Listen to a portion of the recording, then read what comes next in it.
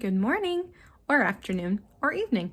I don't know what time you're watching this video, but whatever. So I wanted to start off by talking to you about a book called Izzy the Whiz and Passover McClean. I'm going to read it to you, but first I wanted to talk to you a little bit about something called chametz. Now, during Passover, we make sure that the house is free of chametz. Well, right before Passover. Chametz is any bread that has a rising agent. Things like challah, cookies, any carbohydrate or anything like that that will rise in the oven. And I'm going to read to you in this book, there's a little bit of a blurb about chametz versus matzah. It says, matzah, a quickly baked unleavened bread, is the central symbol of Passover. It represents the Israelites' hurried exit from the life of slavery. Hametz is the opposite of matzah. It is wheat or grain that has been allowed to rise. Bread, cookies, and pasta are examples of chametz. There are various interpretations of matzah and hametz that help bring meaning to the holiday. Some see chametz representing a life of fullness and freedom, and many Jews refrain from eating chametz throughout Passover as a tangible reminder of the slavery experienced by our ancestors. Now, traditionally, and before you get ready for Passover, you can search throughout your entire house using a candle or a flashlight to make sure that your house is completely free of chametz. And in this story, a little boy invents a special invention to help him make sure that his house is entirely free of chametz.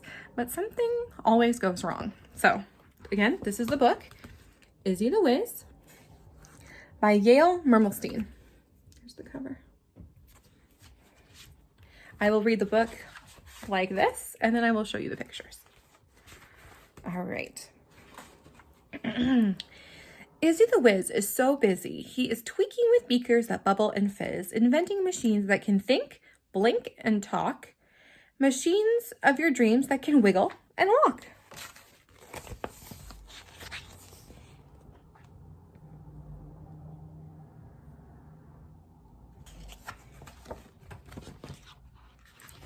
Now, with Passover coming, his room's filled with clutter, like gadgets and gizmos that whistle and sputter. Come into his world, and you'll see what I mean as we watch him inventing Passover McClean. His mother came in and she said, "Izzy, please, there's chametz all over. I'm starting to wheeze." Now, remember, chametz is something that is bread or cookies that rise. And if you look carefully, I can see some in his room.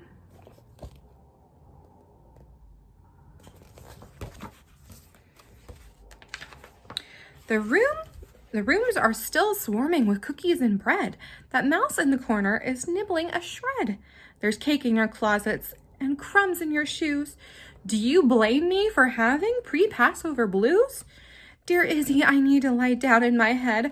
I'm getting a bread ache right here in my head. Don't worry, said Izzy. It's almost complete. My brand new invention will make the house neat. Go rest, take a snooze, sleep at least until 2. When I finish, there won't be anything left to chew.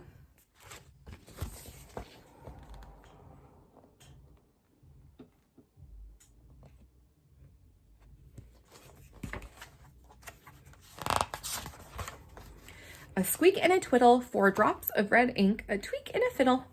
It's working, I think. His special invention, his brand new machine, the super McDuper and Passover McClean. As he pressed the red button, McClean lurched and whirred. He cranked the green handle. It belched, burp, and purred. Puff. Then the hungry machine chomped 10 books for its lunch, gobbled the rug, and continued to munch. Oh no.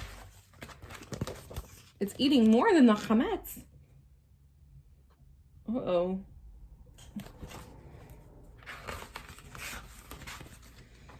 The curtains, the shelves, and the mattress were fed to McClean, who then ate a large chair and a bed.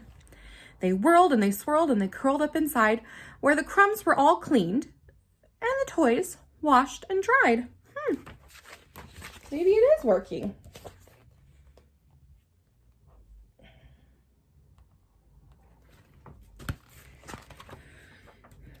McClean then completed a quick about face and spit each thing out, put it back in its place. As he checked everything with the back of his thumb, not a flake, not a cake, not a cookie or crumb.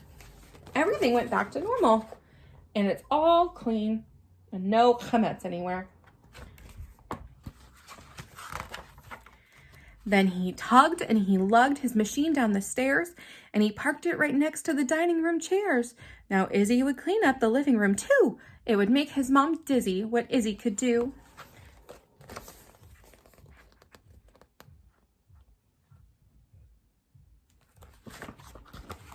He decided to do a mitzvah by helping clean the living room for his mom. With a whir and a purr, the machine started up, and a fork whizzed right by with a plate and a cup. Then a table flew by with a new cordless phone, then a desk, a computer, and a paperweight stone. All were blown, all were thrown into Izzy's machine, a pre-holiday feast for Passover. McClean. Uh-oh.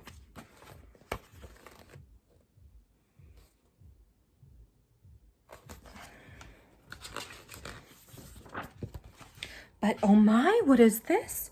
Smells of smoke, reams of steam, then a spark. It went dark. Oh, poor Mr. McClean. Izzy whisked out his turbo light, shined it about, but it didn't look good. Things were not coming out. He would have to tell Mother that he'd really tried, but the living room, sadly, was stuck there inside. Oh no, the whole living room is stuck inside Passover McClean. That's not good. But wait, not too late. The emergency hatch. Izzy flipped McClean over and looked for the latch.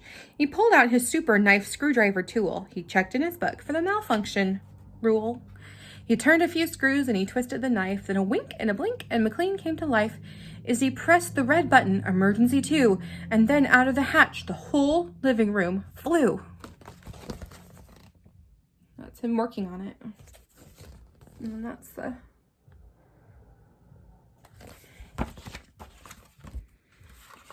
But Izzy's wide smile sagged into a frown as he watched all the furniture land upside down. The couch with its legs poking straight in the air, an overturned table, and an upside-down chair. A carpet spread out with the rough side on top. Light fixtures hung backwards, all ready to drop. Oh no.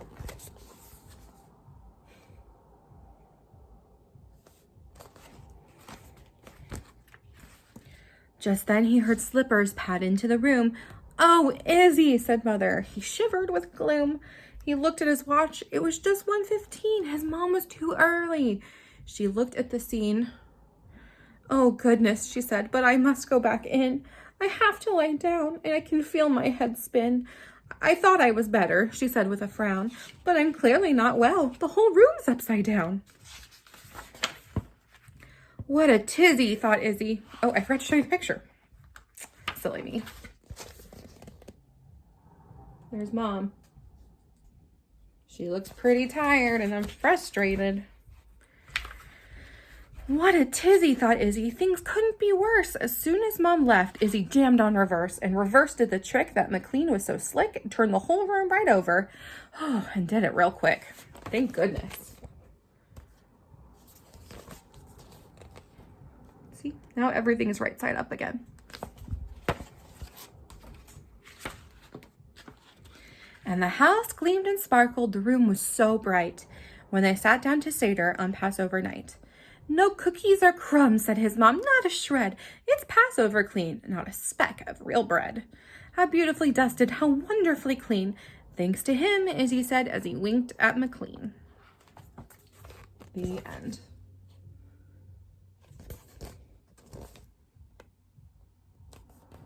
Look, that's their Seder plate. And some matzah and some wine. There we go. The end. I hope you enjoyed this story. I thought it was pretty silly and I really liked it. So happy Passover, and may you have a wonderful rest of your week.